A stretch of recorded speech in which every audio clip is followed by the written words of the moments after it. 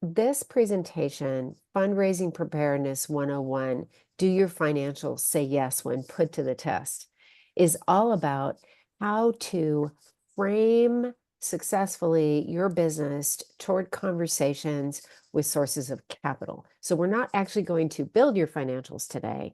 What we're going to do is talk about why to invest your precious time in developing the kinds of financials that Allison, I think, will be the most effective in helping you grow your company. So there are four major buckets we're going to talk about. Number one is how to pitch your business. Number two, types of funding to consider, because there are different ways to discuss your business with different types of funders. Number three, those funder incentives will be revealed. We'll talk a little bit more about that, and happy to entertain questions about specific kinds of funding you are interested in, because there's a broad spectrum from crowdfunding all the way through to venture debt. And then finally, four, how to prepare financials that will help you succeed in items 1 through 3. And that is why I'm so glad, Alice, that you developed a 3-class approach, because once we complete this, the next course, which I will attend, will be Alice's description of how Pocket can be incredibly effective, a time saver, and a trust builder with these funders. So, but first, I just want to stop and say, and Anna, you heard me say this last time. How many of us, other than Alice, do not have an accounting degree? Okay, all of us. Alice, you're the outlier. So I am not an accountant. I'm not an investment banker by training. And so let me just show you the way I've learned to present myself in the marketplace, but then we're going to get to some real talk on the next slide. So I am a Silicon Valley-based builder of platforms turned investor. I've had multiple venture-backed exits. I've built 5 different consumer movements reaching between 25 million to 245 million uniques a month. And through those helped raise about 100 million for those companies, one as co-founder and CEO, but the rest as a member of the C team. Women.com Hearst put it online at exactly to help bring the Hearst magazine online for the first time, went public at exactly the wrong time, got merged into iVillage, took a Neiman Fellowship at Harvard to come up with an integrated curriculum, paid curriculum, content, advertising, digital subscription model that I turned into the first ever profitable blog networks, first on law.com, then started and ran Blog Her for 9 years with Elisa Camerhort Page and Jory Desjardins, sold that to She Media, Penske Media, and then had the privilege of working with Sally Krawcheck for 18 months, initiating a whole new kind of content at Ellevest, where she is the CEO. Since then, I have pivoted away from building my own platforms to bringing what I have learned in 357 years on the planet as an investor in consumer businesses. And so I've helped raise about $140 million in doing so. One, a $125 million private equity fund, where I was mentored by Eric Anderson, who's the founder and CEO of West River Group up in Seattle, and his $3 billion family office with their diversified investment theses. And then with the Braintrust Fund, which is a $14 to $15 million fund aimed at breakthrough beauty and wellness businesses led by inclusive teams, both B2B and D2C. So I've won a lot of awards. I've been successful in fundraising. I've learned to raise the right questions as I'm doing so. But what you need to know also is that this is kind of a great big happy accident, because I am a professionally trained business journalist who pivoted into publishing in 1997. I had a very successful career as a writer and a producer, but when Ted Turner had his exit at Turner News, where I was working as an analyst, strategist, and producer at CNN, I was out of a job. I pivoted to the internet to bring my background and curriculum to the forefront, and was told almost instantly, it's so cute that you're learning HTML, but women are never going to go online. They will never embrace computers or the internet or technology in the way that men will. And I said, well, wonderful news. Just as many women as men are buying this $99 set-top box that Web TV is selling to pull the computer, the internet through televisions. And they said, no, no, no, she's buying it for her husband. And I was like, great. Trained journalist, recognize a stereotype when I see one. This is a blue ocean because women control and or influence 85% of household spending, including finance and automotive. And I'm going to go build things for women. Thank you.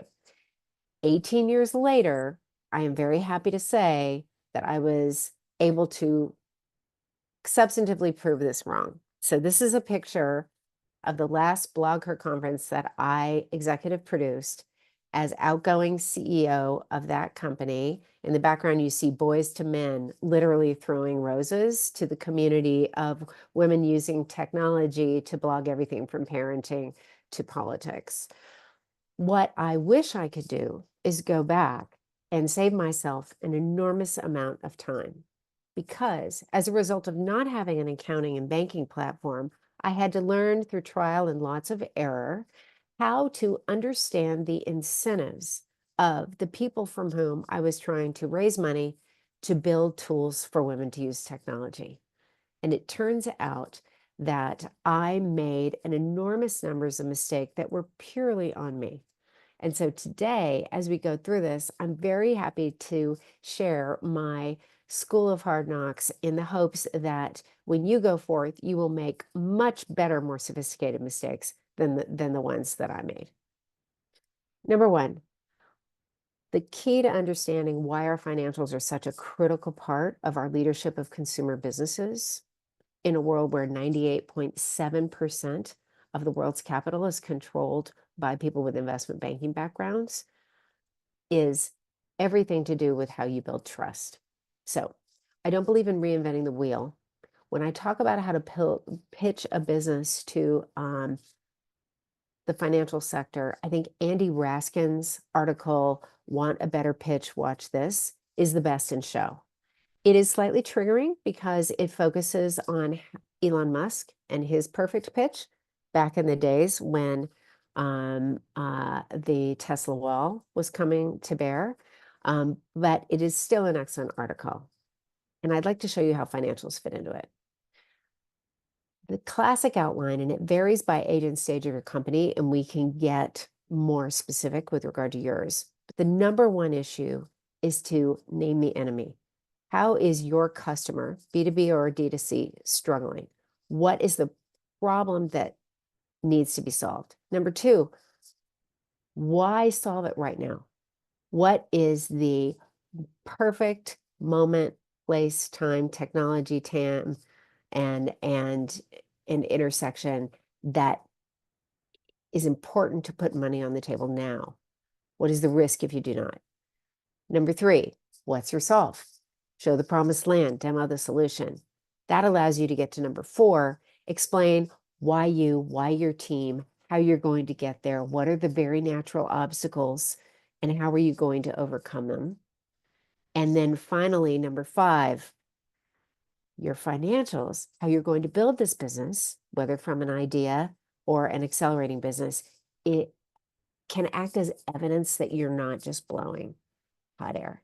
This is where the financials are absolutely magical, because to get funded from any source requires demonstrating business potential for growth and profit. You're basically proving you know what you're talking about. Either you've got a business you've been bootstrapping, you're accelerating momentum, and here's how, or it's a future case for big, huge idea. In either case, you're demonstrating that you know what the demand is, how big it is, how you're going to reach more initiative with this demand, whether it's businesses or individuals, and how you're going to grow revenue and ultimately drive a profit through this. Alice. Lisa, if you allow me, excuse my, I still have some tail end cough. I apologize. Follow Lisa's courtesy as well. since this is more of an intimate group, do Uh-huh. you mind if we ask questions uh, Please, on the slide? Okay, please ask questions. I thank you. welcome them. Yeah, so if you go back to the previous slide, which I love about the 1, 2, 3, 4, 5, right? Number one, name the enemy. I want to ask, when I think about, obviously, I'm not running a CPG business, but when I think about my pitch deck, I wonder what's your take on what type of enemy? Because, for example, I could say we're gonna take QuickBooks, which is the elephant in the room. And some of my advisors, investors say, no, no, no, no, no, don't like you should hug elephant first before you kill the elephant. Because you're an ant right now. Like you can't kill it. Like don't reveal yourself, like hug it before you grow, like until you grow big enough. Or you could name some, a niche, right? Like a very specific niche. I think that this question, when I think about CPG, often it applies because I think Ashley's gonna join soon. I'm gonna use her case because I know her case very well. Like protein bar is, we have so many protein bars. Should we name like a big brand protein bar, or should we name a niche competitor like a similar to me or a little bit higher than me? Or should we name more of a a problem? So what's your take on how we should name the enemy? What kind of enemy? I want to get your perspective since this is more of a discussion, right? And Hillary and Anna, feel free to chime in. Let me give an initial answer and then you guys can deconstruct it and poke at it and we'll make it better. When I say, and when Mr. Raskin here says, name the enemy, it's really name the burning issue. What the is problem. the What's the problem? incendiary? What's the incendiary problem that people have? And so, for example, I'll give you an example of one of the beauty AI companies we've invested in. So we've invested in a company called myAvana. They do hair strand analysis. And it used to be when she started is you could pluck different pieces of hair out of your head and send them into a lab. And they would literally take 2 weeks to do a microscopic analysis of this 5-year, health history that is your hair. Or now with a smartphone, you can take 4 selfies of the different hair strands and get an instant response. The critical burning issue initially for this customer is I have either a unique or differentiated curl pattern or frizz pattern, or I have a health issue, or it's breaking, or I over dyed it, or it's thinning. And there are literally 3,000 different products, not to mention 300,000 SKUs on the shelf. And I have a limited budget and this stuff's expensive and I don't want to go bald. What should I buy? Like I'm struggling because this is essential to me. This is my crown. I have to figure it out. And then that is something where the enemy is, her time, her budget, but also the store that's trying to get me to buy as many things as possible. Now, if you're looking at your issue, Alice, with regard to, your customer is struggling with QuickBooks, we need a better solution, right? The enemy is the fact that the engine of the American economy, which is small businesses, need specialized help from the beginning. We're trying to solve every business problem with aspirin, which is QuickBooks. We need aspirin. Aspirin's good for us. It's actually a healthcare solution, but it turns out that if I have something like diabetes, I need a much more specialized solution much faster.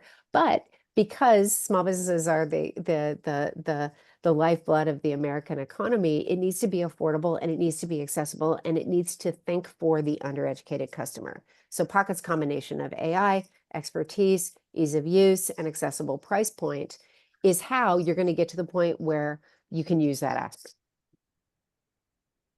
Awesome.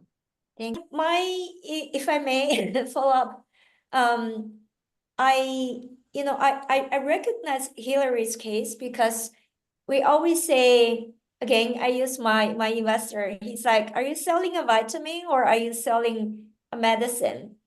Obviously, it really depends on, I love Lisa's approach. Basically, you want to decide who you're going to pitch first, right? Because most I would say equity investors, they're interested in painkiller. They're probably not gonna be so much interested in vitamin. Obviously, we have a lot of great vitamin brands out there who are doing great businesses.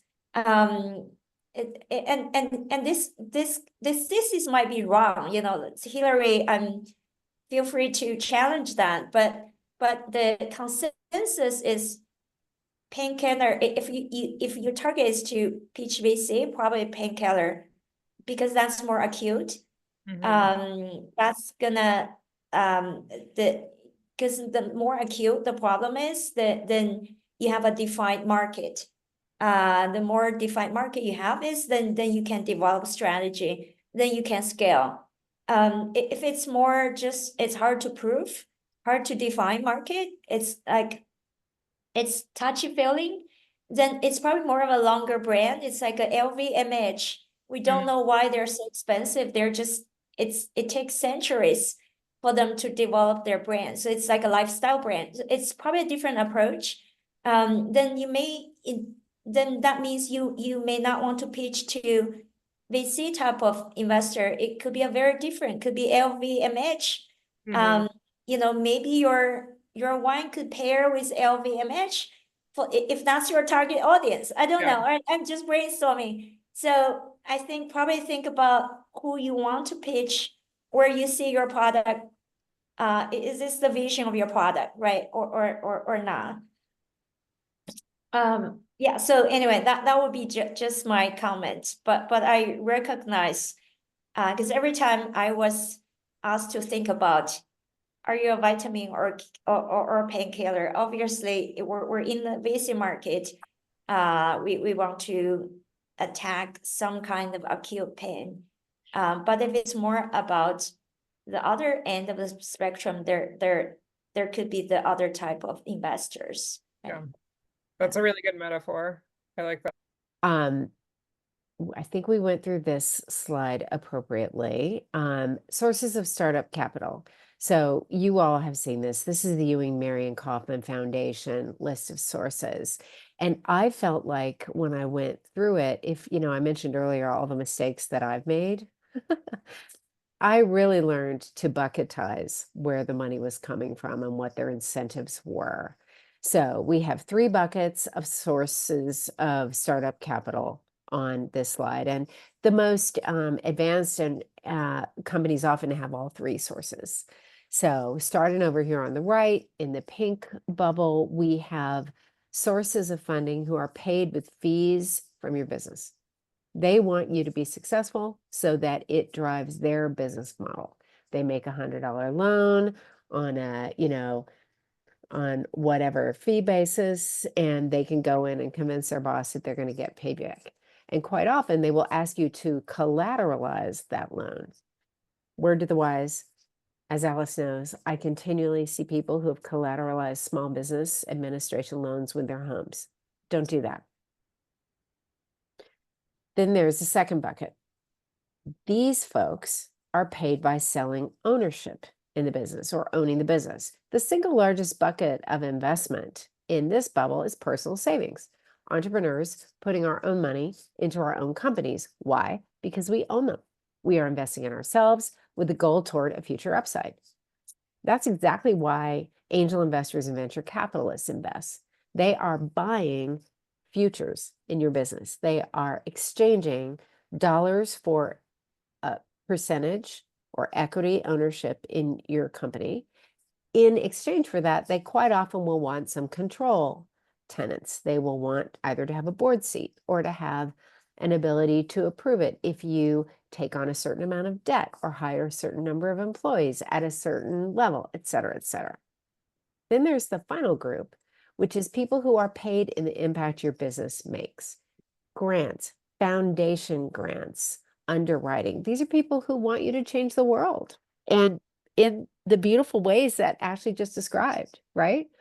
Because that's what BTR and Sipwell and Eat Happy Kitchen are all really doing, in addition to building a growing business.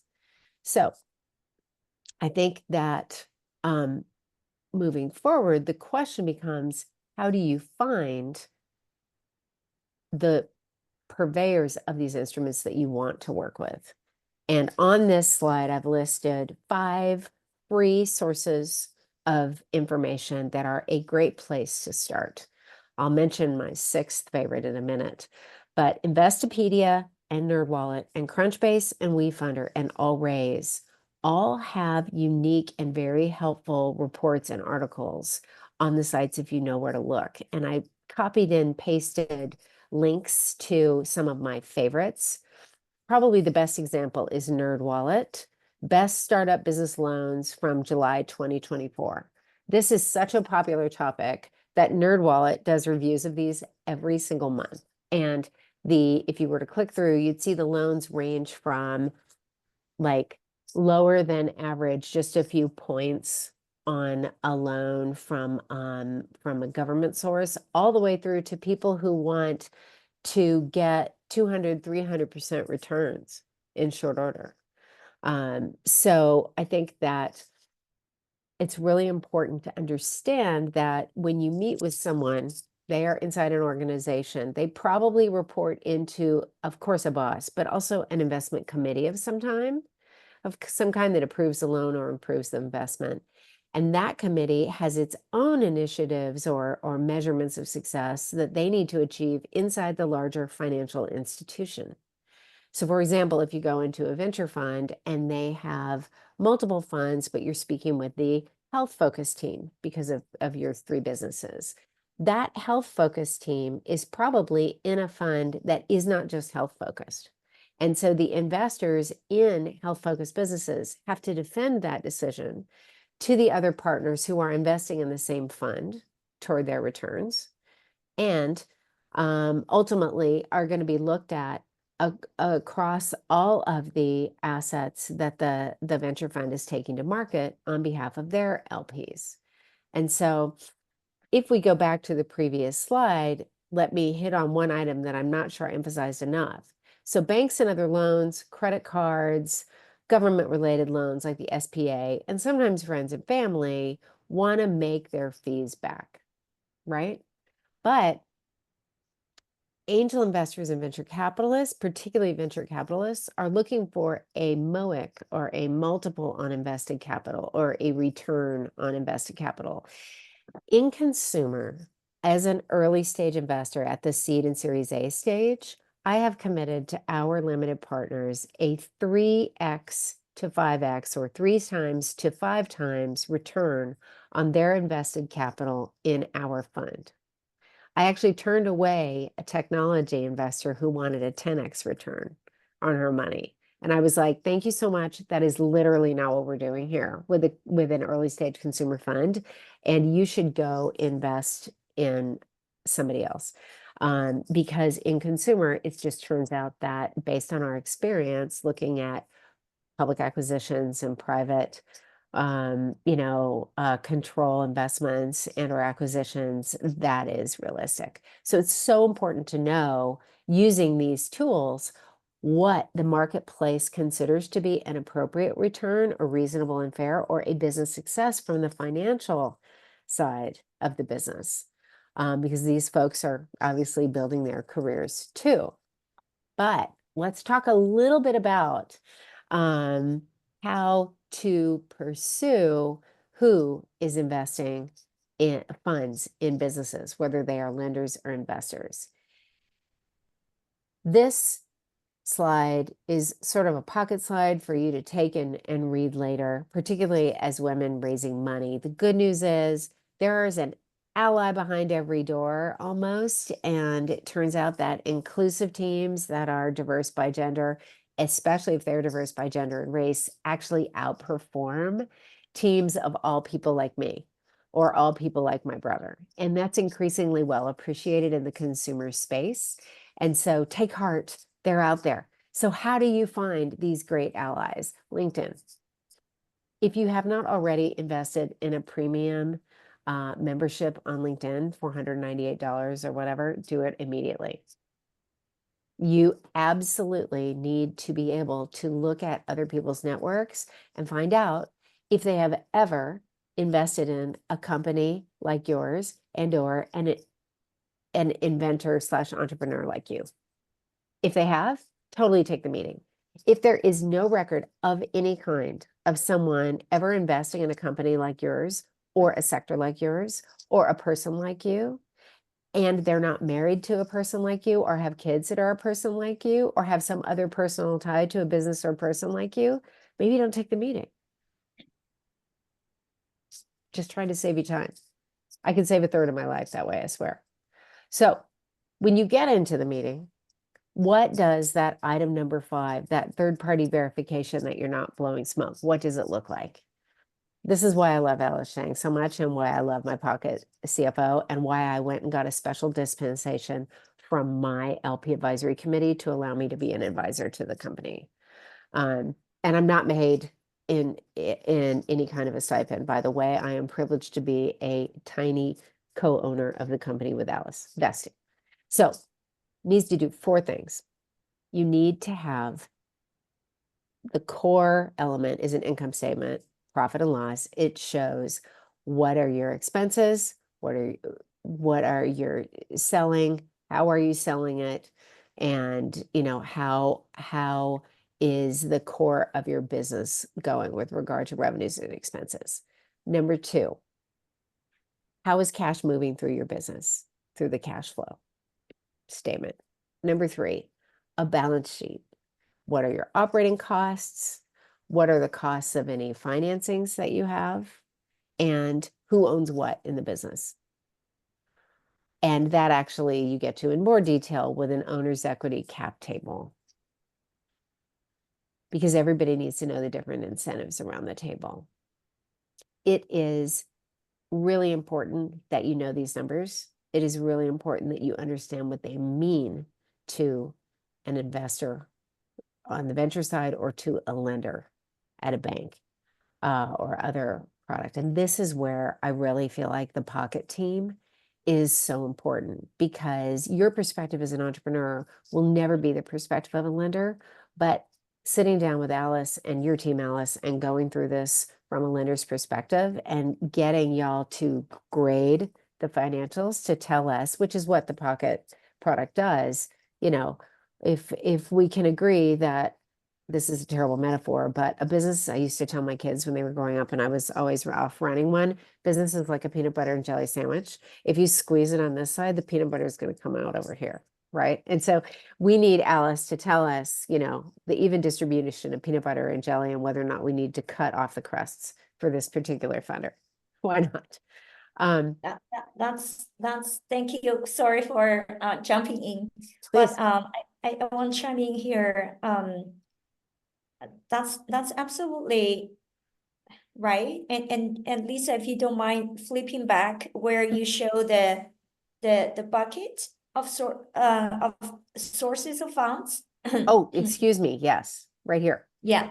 So here, from my experience, I would say, for example, the right bucket, which accounts for, almost what, 40%, right? 40-50% paid with fees from your businesses. I would say, and Ash, this, start building, and this one could be a large part of your cash flow, meaning working capital. without selling your business. That's where on the left side, Lisa put as all those left side, it's more kind of like you have to sell your business, right? The right side is you don't have to sell your business.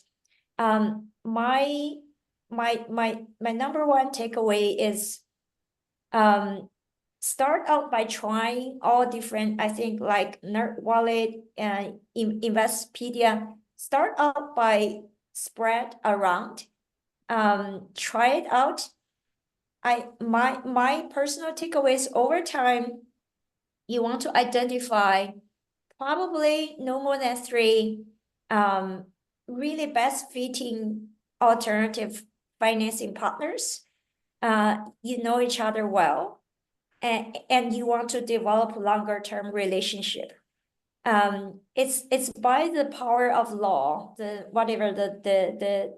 power of law is you over time, when you have a relationship, that's gonna give you probably compound effect, meaning when you're in a difficult situation, the one who have a relationship with you, knows your background, may be able to jump in and give you extra loan, even without the hardcore asset requirement or something. So it's very important early on, start developing, identifying 1 to 2 or 2 to 3 fitting loan alternative capital provider. So start with I'm gonna throw another unorthodox metaphor.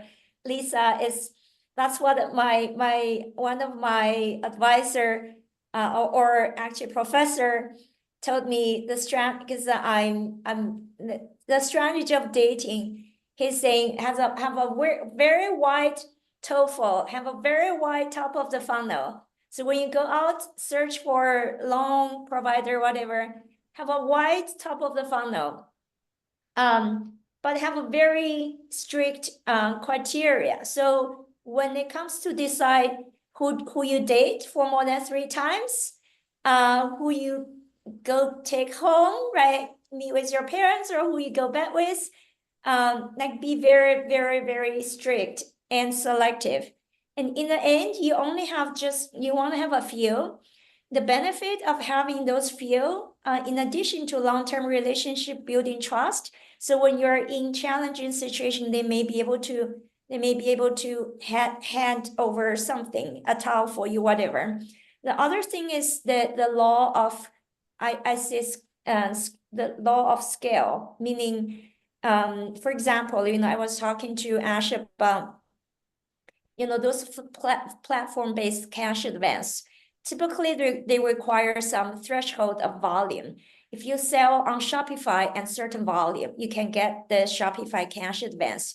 If you sell on Amazon and certain volume, you can get Amazon cash advance. So this word is basically, it's power law, right? So it goes by, if you are a pretty big concentration and you take pretty big share on some kind of channel or client or platform, you're gonna get a bigger share of the benefit of the service. So remember that, right? So if you want to, like, if you sell across many channels, I would advise you, like, try to have 2 or 3 concentrated selling platform or channels, because some lenders, alternative finance capital, they're gonna look at, they are all associated with some channels. So find the one you fit, find the one you're strong or strongest, and then develop the relationship with those platform as a channel, with those lenders who partner with those platform. Again, like Amazon Cash Advance, like Shopify Cash Advance, like inventory based or PO based. You need to find where you can shine, where you can have a volume game. You can play the upper hand. So pay attention to that, right? I agree. And I think that what's so interesting about that, Alice, is that I feel like this experience and this experience taught me how important it was to network outside of my direct circle. and direct industry. You know, I was a single mother for many years, and you know, I knew that you know, a 9 p.m. Glass of wine was not a business meeting, right? But what I really had to do was try to find and to be able to tap into men in the industry who were interested in what I was doing, who cared about the business. And so I encourage you to do that. And so it doesn't mean never take a risk on some of the folks who may not have ever invested in, et cetera. You know, in someone like you or a sector like your business, but you do have to check them out and check out their incentives before you invest your precious time, because there's no cloning the CEO founder, right? Your time is actually incredibly valuable. And so to that end, when you're preparing these financials, and I want to, you know, I think Anna, you've heard this, and Ashley, you may have seen some of this before, but I think it's really important to think about signal versus noise. There are certain things that in order to say yes, your whether it's a lender or an investor is just going to have to see. And so again, not reinventing the wheel here. I love Professor Martin Zwilling's article, this particular one in Inc. magazine. I love the subtitle specifically. Startup financial projections can't predict the future, but not doing them will severely limit your future with investors. And I would just add, not doing them right will limit your future. So with your permission, I'd like to just march down this list of 10, which is directly taken from his excellent article, and tell you what I mean by them. And we could talk about what's required for different ages and stages of your companies. But let's start, just dig in. Forecast a business that has plenty of room to grow quickly. Now, there's a difference between a company that's venture backable and a lifestyle company. A lifestyle company is something where you're building it for yourself or your dynasty, and you're never going to sell it. And so no one's going to be looking to drive a multiple on invested capital. So in that case, you should do what makes you happy and pays your bills, right? So my comments are really going to be focused on getting larger scale lenders or venture investors into your company. So number one, forecast a business that has plenty of room to grow quickly means, how are you going to take over 10% of the marketplace in 5 years, at least? That doesn't mean you have to say you'll take over 50% of the marketplace unless you're an insanely early tech-driven mover. Now, if you do say you take over 50% in 5 years, they may question your judgment. So again, this is all about building trust with the financial community. I did have one company that took over 10% of the market in a single year away from the first mover, and now their job is proving how they're going to sustain it, right? Number two, demonstrate an understanding of business operation realities. Your numbers are proving that you understand what it takes to invest in order to grow, and where you are going to be gaining appropriate COGS. So let's talk about number three, assume margins that are realistic in your target market. When we talk about COGS or gross margins in the consumer space, the classic approach is to figure out a way to exceed a 50% margin. And here's why. Your revenue minus your COGS leaves you the money you have left to pay for overhead. So your cost of goods sold, cost of development, cost of distribution, cost of point of sale, and then there's your overhead, which is how much are you spending on marketing? What is the cost of your lease or other costs of business in order to grow the company? If you only have a 50% margin, then you probably only have enough money to pay for your overhead without a profit.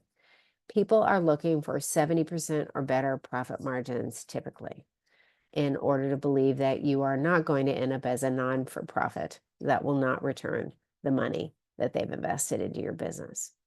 And that's one of the reasons when they look at market penetration targets, they really want to see it grow appropriately.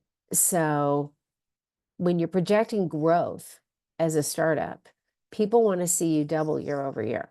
There's almost no way around that. Unless you have set and you're meeting expectations for a certain investment cycle towards certain capital returns. And so if you are a hardware or software intensive business, there are absolutely ways to set expectations that you're going to have a plateau year, or you're going to have a build year, or maybe you're shifting away from an exclusive partnership in order to diversify channel distribution. That's fine. You just need to reflect it accurately in your financials. And the, you know, I was on a panel at Stanford Business School with a family office lead who said to me, Lisa, do me a favor. In your board meetings, when you have them, just never treat them like a beauty pageant. Have a real conversation with your investors about how they can help you. Now, vulnerability is a hard look, particularly for women CEOs and founders. However, putting out a business case and asking people for help and attacking it, that's what he was saying, that really helps. And so in order to build to the kind of growth that's consistent with current premium startups and or beat the rest of the market, requires those kind of expert investors who actually want to help you build your business.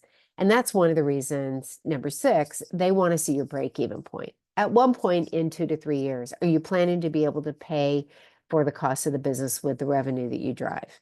You will at some point, unless we're in some deep tech, quantum, or other wildly capital intensive business, they want to see you be able to pay for your business in a reasonable term.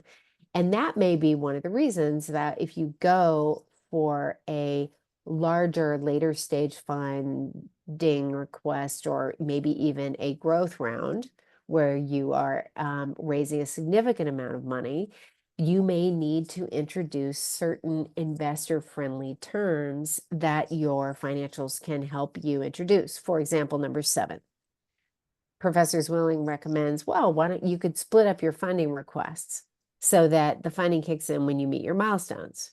So you could go in and say, okay, in year 1, we're going to hit these key performance indicators of revenue, reach, scale, product shipped, and we'd like for you to put in half your money then, because in year 2, when we hit our second set, you can put in the other half. This is often called tranche investing. And it's all spelled out in the initial paper that you sign. It's risky. If you don't hit those second year KPIs for whatever reason, COVID, right? Then you may not get the second tranche. So it does empower the investor in a way that might feel uncomfortable, but it is a way in a tough marketplace, and it is the single hardest fundraising marketplace in a decade, according to PitchBook. It might be worth it. Number 8, always, and this may be Captain Obvious to you all because you're already have established businesses, but preparing a detailed list of how you plan to spend those investor dollars can be incredibly trust building. Obviously, investors do not want to see you investing in expensive real estate, flashy cars, or flashy C team members who've never worked at a startup before if you're a startup, right? Those are outside the realm of appropriate risk, typically. And then 9, define an exit strategy for investors. You know, I haven't really met very few lazy venture capitalists. However, we will never know your business as well as you will know your business. So if I come to you as the Braintrust Fund and I say, I have committed to a 3 to 5x return for my limited partners in this fund in a 5-year average horizon, which means 3 to 7 years in short order, come back to me with if you put this amount of money into the company, Lisa, here is when we expect to build toward the kind of multiple on invested capital, and when we think we can collaborate with you toward an exit. And that actually is not you doing my thinking for me. That's showing you understand my incentives, and it helps build trust and make me go, to Alice's point, that extra mile. on what I can do for you. And then finally, if you back up your projections with a simple financial model and you hand that model over to me so that I can do my work, which is often because I'm an experienced founder as well as an experienced investor, I will, of course, do what is called haircut your model. I will look at your model and say, okay, well, what happens if the market slows or a special ingredient disappears or there's another pandemic or. And so your willingness to have those conversations with me about the model, if we can agree that every investor's job or lender's job is to interrogate your model, then the ones you want to work with will actually make you smarter, either by the quality of their questions or the quality of their answers or the other people they bring to the table. And that's when you'll know whether or not you want to say yes to their check. Because if you have an unsatisfying experience or a negative experience, then there is a real reason to go perhaps find other alternatives, because that's no fun. I expect every financial relationship that I'm in to be 10 years. And so that's a lot of time with someone you may not necessarily see eye to eye with. So with that, given time, oh, Alice, go ahead. I know we're at time, so I just wanted to keynote. I Yeah, have to jump off, yeah. Yeah, we're in time. I think most of us probably have to jump off. I do have a homework. I'm gonna email everyone. I think let's use Lisa's framework. Let's try to. It's very important before we do any groundwork, let's draft our Lisa. You know, you again. I like to go back to your 1, 2, 3, 4, 5. Your methodology. Let's use that methodology. Draft our pitch, like even if you get down before you do the deck or the financials, let's use 1, 2, 3, 5, draft your overarching storyline. Next meeting with me, let's go through the component one by one. Obviously we're gonna focus on number 4 and 5 using Pocket to help on the financials, but let's do that. And I do apologize, I have to drop off too. Lisa, if you want, or okay, all of you, let's just drop off here. And I look forward to the next session where, you know, I like to dive into detail, but I've learned from McKinsey is let's have the bird's eye view and 30,000 first. Let's take a clean sheet, like a blank sheet of paper, just write down using 1, 2, 3, 5 methodology, write down your storyline first. Super. Your yeah, and then I will go through, I'll go through deep dive with each Awesome. one of you. All right. Session. See you Thank you. tomorrow. Great.